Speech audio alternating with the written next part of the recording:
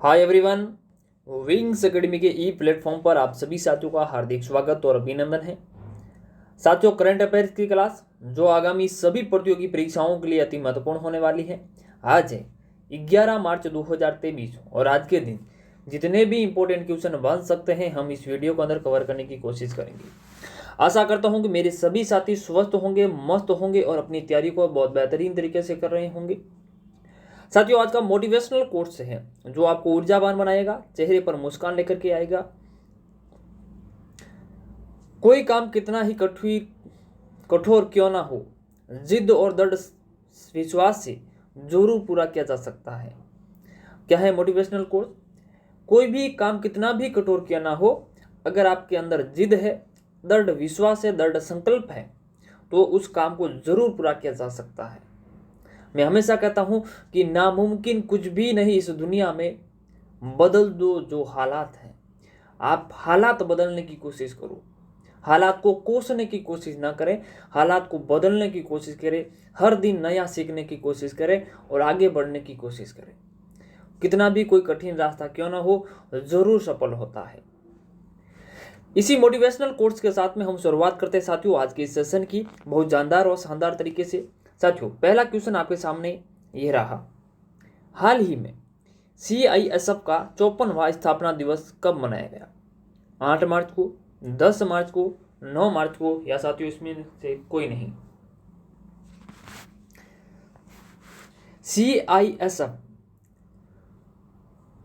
CISF का 54वां हमने स्थापना दिवस मनाया, तो इसकी स्थापना कब होती है? तो साथियों इसकी स्थापना 1969 के अंदर। किस दिन होती है? 10 मार्च को। तो हर वर्ष हम लोग 10 मार्च को मनाते हैं CISF दिवस के रूप में। यह गृह मंत्रालय के अधीन आती है। हमारी 6 जो गृह मंत्रालय के अधीन आने वाली सशस्त्र सेना है उनके अंदर हमारी CISF भी आती है। ठीक है, इतने पॉइंट्स इस क्वेश्चन के बारे में आपको ध्यान में रखने। और भी क्या खास बातें हैं? CISF की जो स्थापना है 10 मार्च 1969 को की गई थी। CISF के जो महानिदेशक है वर्तमान में IPS शीलवर्धन सिंह है। पॉइंट याद रखना है आपको। और CISF का जो मुख्यालय है नई दिल्ली के अंदर है, भारत के अंदर है। इतने पॉइंट्स इस क्वेश्चन के बारे में आपको ध्यान रखना है। CISF की स्थापना 10 मार्च 1969 को। महानिदेशक आपसे पूछे तो शीलवर्धन सिंह है। इसका जो मुख्यालय है वो नई दिल्ली के अंदर है। चलिए अगला क्वेश्चन देखते हैं क्या खास बातें हैं। हाल ही में किस राज्य ने के अंदर से पोस्ता की खेती करने की अनुमति देने का आग्रह किया है? ये पोस्ता क्या है? जो हम कहते हैं अफीम की खेती। अफीम की खेती करने की अनुमति किस राज्य ने मांगी है?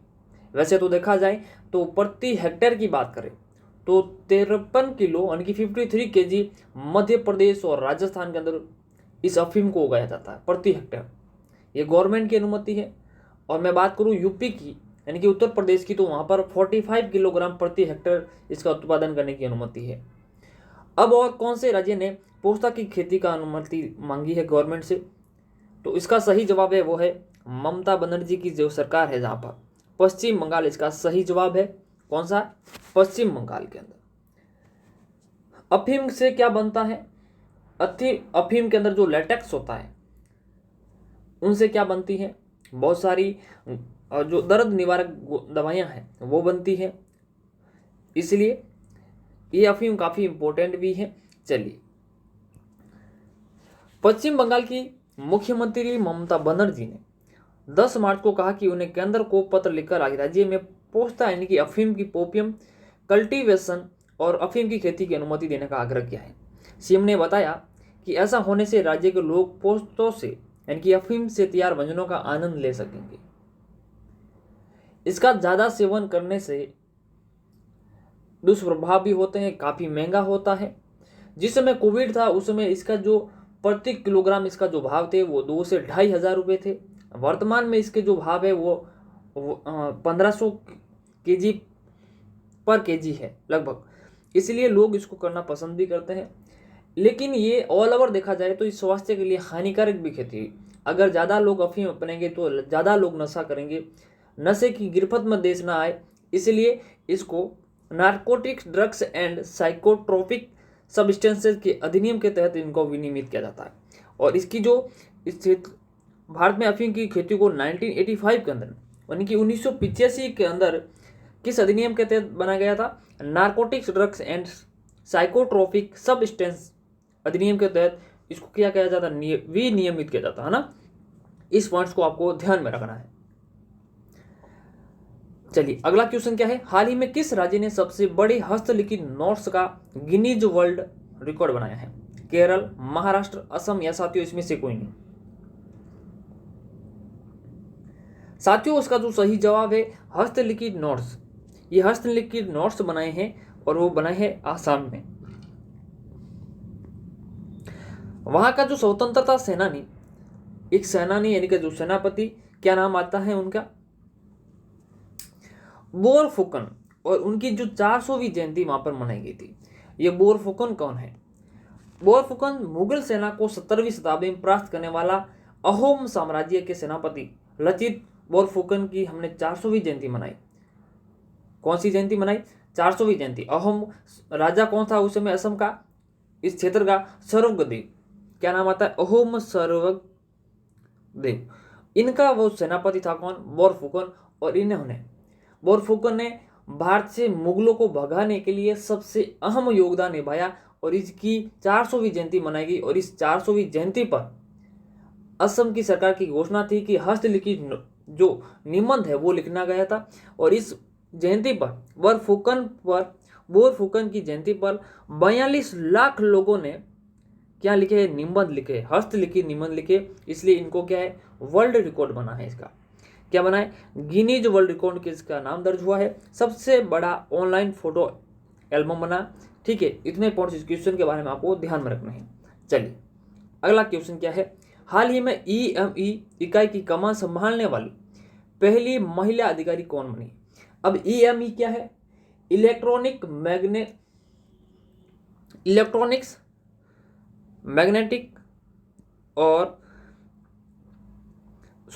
इलेक्ट्रॉनिक मैकेनिकल इंजीनियरिंग है। ईएमई का मतलब क्या है? इलेक्ट्रॉनिक मैकेनिकल इंजीनियरिंग है। उसकी जो इकाई संभालने वाली पहली महिला अधिकारी कौन बनी है? तो इसका जो सही जवाब है वो है गीता राणा। क्या है? गीता राणा बनी है इलेक्ट्रॉनिक मैकेनिकल इंजीनियरिंग की कमान संभालने वाली पहली महिला अधिकारी। क्या खास बातें हैं? चलिए आते हैं। ईएमई की इकाई कमान संभालने वाली पहली महिला अधिकारी बनी गीता राणा। नई दिल्ली इलेक्ट्रॉनिक और मैकेनिकल इंजीनियर्स की कोर की कर्नल गीता राणा चीन के साथ पूर्वी लद्दाख क्षेत्र के अंदर, कहाँ पे? हमारा जो पूर्वी लद्दाख वाला जो क्षेत्र है, एक स्वतंत्र फील्ड वर्कशॉप की कमान संभालने वाली पहली महिला अधिकारी बन गई। भारतीय सेना के अधिकारियों ने यह जानकारी दी है। इतने पॉइंट्स इस क्वेश्चन के बारे में ध्यान रखना है। ये है गीता राणा जो अब इलेक्ट्रॉनिक्स एंड मैकेनिकल इंजीनियरिंग की क्या करेगी? ये कमान संभालने वाली पहली महिला बनी है। चलिए अगला क्वेश्चन क्या है? हाल ही में किसने खेलो इंडिया 10 का दम टूर्नामेंट का उद्घाटन किया? खेलो इंडिया 10 का दम ये जो टूर्नामेंट है इसका जो आयोजन है ये दिल्ली के अंदर किया गया। कहाँ पे हुआ है इसका आयोजन? दिल्ली के अंदर। और इसका जो आयोजन का उद्घाटन है वो क्या है? हमारे खेल मंत्री अनुराग ठाकुर ने। ऑप्शन नंबर 3 इसका सही जवाब है। क्या खास बातें हैं देखिए। केंद्रीय खेल मंत्री अनुराग ठाकुर ने दिल्ली के जवाहरलाल नेहरू स्टेडियम में आयोजित एक उद्घाटन समारोह में खेलो इंडिया 10 का दम प्रतियोगिता का शुभारंभ किया। उन्होंने दिल्ली की 8 वर्षीय ट्रैक और फील्ड एथलीट साक्षी के साथ इस कार्यक्रम को झंडी दिखाकर शुरू किया था। ठीक है, इतने पॉइंट्स इस क्वेश्चन के बारे में आपको ध्यान में रखने हैं। चलिए अगला क्वेश्चन क्या है? हाल ही में एक्सिस म्यूचुअल फंड का नया एमडी एंड सीईओ किसे नियुक्त किया गया है? पंकज गुप्ता को, तेजल मेहता को, बी गोप कुमार को या साथियों इसमें से कोई नहीं? पंकज गुप्ता है प्रायोरिटीज म्यूचुअल फंड के क्या है? ये एमडी एंड सीईओ है। और एक्सिस म्यूचुअल फंड के जो एमडी एंड सीईओ बने हैं वो बने हैं बी गोप कुमार। ऑप्शन नंबर इसका 3 सही है। बी गोप कुमार बने हैं एक्सिस म्यूचुअल फंड के एमडी एंड सीईओ।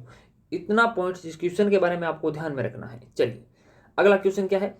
हाल ही में रिलायंस लाइफ साइंसेज को किस आईआईटी से जीन थेरेपी टेक्नोलॉजी का लाइसेंस मिला है? जीन थेरेपी टेक्नोलॉजी जो लाइसेंस प्राप्त करने वाली ऐसी कौन सी प्राइवेट कंपनी बन चुकी है, तो वो बनी है रिलायंस लाइफ साइंसेज। और किस आईआईटी के साथ में इन्होंने एमओयू साइन किया है, तो IIT Kanpur. Option number second इसका सही जवाब है आईआईटी कानपुर। और रिलायंस लाइफ साइंसेज को आईआईटी कानपुर से जीन थेरेपी टेक्नोलॉजी का क्या मिल गया है, यह लाइसेंस मिला है। क्या खास बात है इसके अंदर, आईआईटी कानपुर ने रिलायंस को जीन थेरेपी का दिया लाइसेंस। इसके अंदर क्या होगा, जो आंख है हमारी, आंखों की जो आनुवांशिक बीमारी है उनको दूर किया जा सकता है। इंडिया में पहली बार किसी कंपनी को मिला आईआईटी कानपुर के निदेशक प्रो अभय करिंदकर और रिलायंस लाइफ साइंसेज के अध्यक्ष केवी सुब्रमण्यम आईआईटी कानपुर और Reliance life sciences private limited के बीच सोमवार को एक ये एमओयू हस्ताक्षर हुए या फिर एक लाइसेंस इन्होंने प्रदान किया। पॉइंट क्लियर हुआ भाई। इससे क्या होगा, जीन थेरेपी एक ऐसी थेरेपी है जिसके अंदर आपकी जीन ली जाती है, फिर उनसे जितने भी अनुवांशिक रोग है उनको ठीक किया जा सकता है। चलिए अगला क्वेश्चन क्या है, हाल ही में किस देश ने इंटरनेशनल बिग कैट अलायंस बनाने का प्रस्ताव दिया, भारत, चीन, जापान या फिर इसमें से कोई नहीं।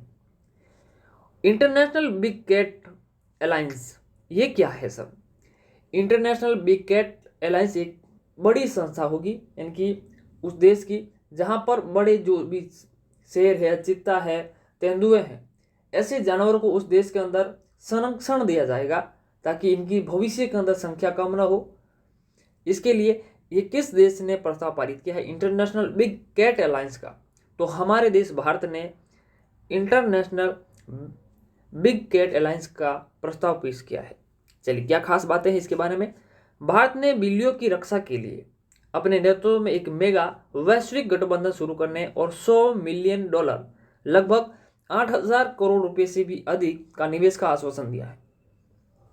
इंटरनेशनल बिग कैट अलायंस 7 बड़ी बिल्लियों यानी कि जो बाघ, शेर, तेंदुआ, हिम तेंदुआ, प्यूमा, जगुआर और चीता के संरक्षण की दिशा में काम करेगा।